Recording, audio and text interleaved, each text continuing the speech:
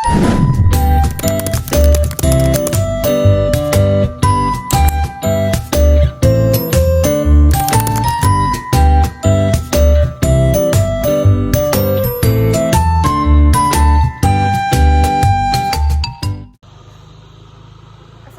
warahmatullahi wabarakatuh. Selamat sore.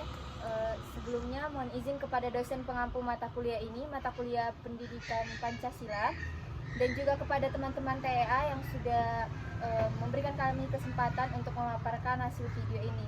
Sebelumnya izinkan kami, di sini kami ada dua kelompok yang dimana saya dan teman saya, kelompok 3, perkenalkan saya Nesti Aulia.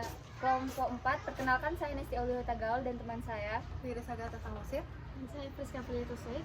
Kemudian di sebelah kanan kami ada abang-abang yang pakai baju hitam, pakai baju TDH. Orang ini merupakan kelompok 3. Silakan. Saya JT2 Cimarangkir, saya Manggaris, saya Rigi Firly, saya Rizky Berubah, saya Manuel. Nah, di video ini kami akan sedikit memberikan tanggapan atau wawancara mengenai implementasi nilai-nilai Pancasila yang akan dibawakan oleh teman saya pertama, Priska. Baik, di sini saya akan bertanya kepada Immanuel pada kelompok 3.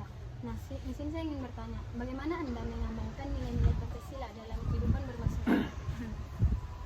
Menurut saya ya, untuk mengamalkan Pancasila itu dapat dilakukan dengan menerapkan sikap gotong royong, saling menghormati, dan menghargai perbedaan antara masyarakat. Misalnya, berpartisipasi dalam kegiatan sosial di lingkungan sekitar, menjunjung tinggi nilai keadilan, dan menjaga kerukunan antar masyarakat itu tersebut. Terima kasih kepada Anda yang ingin menjawab pertanyaan saya. Di sini saya juga ingin bertanya kepada Lois, apa saja tantangan yang dihadapi dalam menerapkan Pancasila di era modern ini?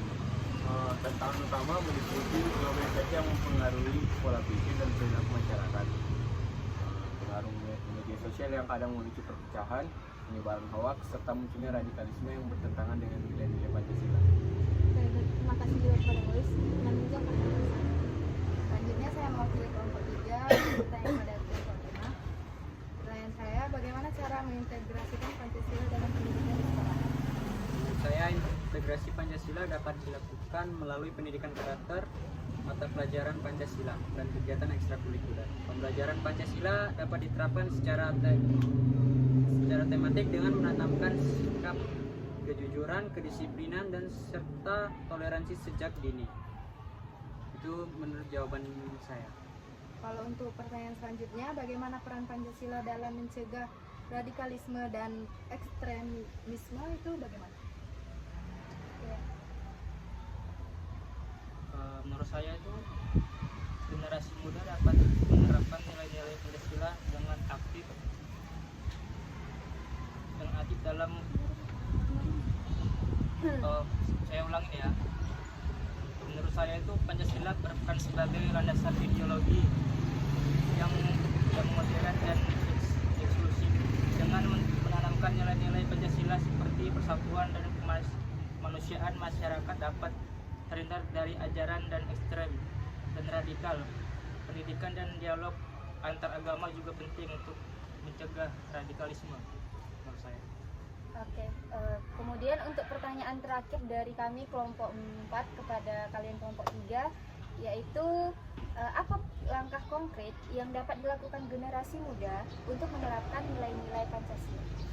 Nah, menurut saya nih, terutama bagi kita ini generasi muda, langkah konkret kita sebagai terutama kita mahasiswa untuk menerapkan Pancasila itu rasa saya ya terutama bagi kita ini toleransi yang paling penting. Iya. Toleransi dalam ibarat kata yang paling sederhana, pertemanan kita tidak memandang ras, suku ataupun budaya agama yang lain-lain. Menurut saya di nilai-nilai Pancasila itu banyak kita dapat di area kampus, terutama masuk ke organisasi, bersosial, semua dapat di kampus. Terima kasih JC. Kemudian untuk kelompok 3, kalau ada yang ditanyakan juga kepada kami, kami sampaikan.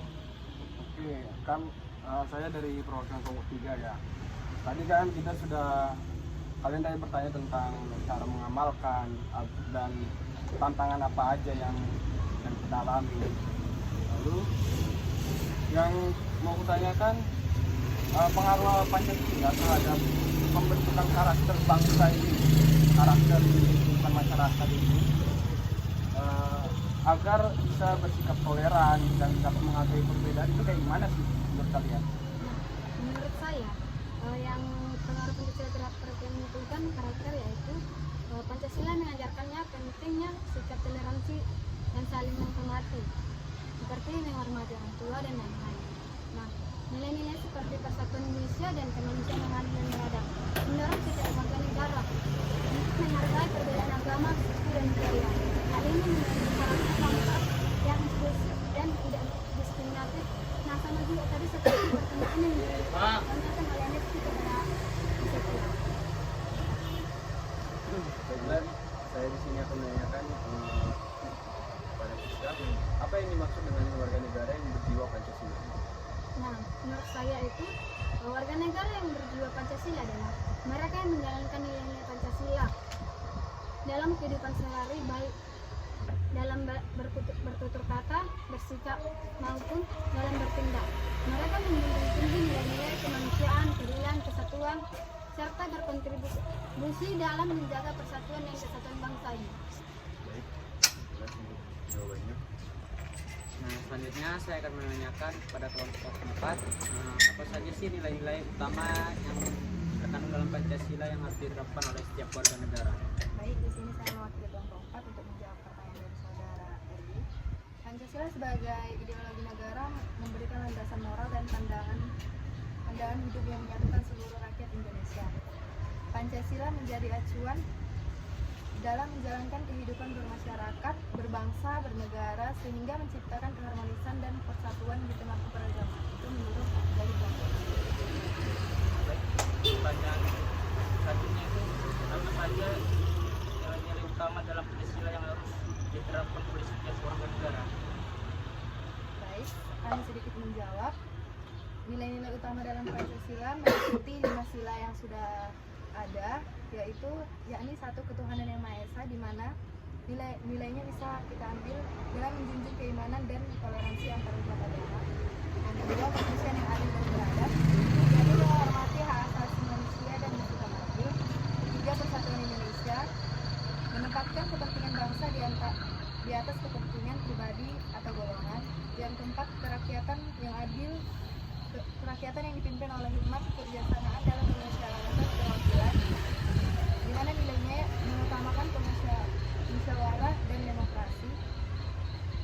Selanjutnya, sila kelima, keadilan sosial bagi seluruh rakyat Indonesia, di mana nilainya mewujudkan kesejahteraan sosial dan keadilan bagi seluruh masyarakat. Nah, yang selanjutnya pertanyaan dari saya, bagaimana cara mengatasi konflik sosial yang bertentangan dengan nilai-nilai Pancasila?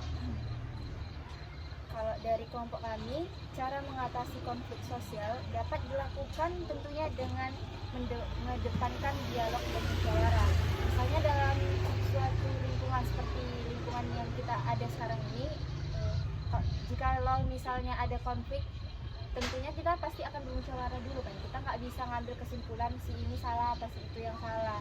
Otomatis kita sama-sama mendiskusikannya, terus kita bisa dari diskusi itu kita sama-sama menentukan yang mana yang benar dan yang mana yang salah. Tentunya hal itu harusnya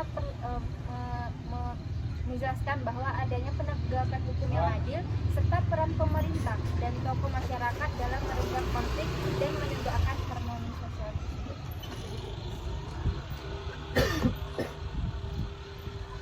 Oke, saya rasa sekian hasil diskusi kami mengenai peran atau implementasi Pancasila dalam kehidupan masyarakat. Sebelumnya kami juga berterima kasih kepada kelompok 3 dan kelompok saya, kelompok 4 yang sudah membahas mengenai masalah ini. Jikalaupun ada kata yang salah dari kami mohon maaf. Kami berterima kasih yang sebanyak-banyaknya kepada dosen pengampu mata kuliah ini dan juga kepada teman-teman TEA yang lain. Saya akhiri dari kelompok ini, kelompok 3 dan kami kelompok 4. Wassalamualaikum warahmatullahi wabarakatuh. Terima kasih.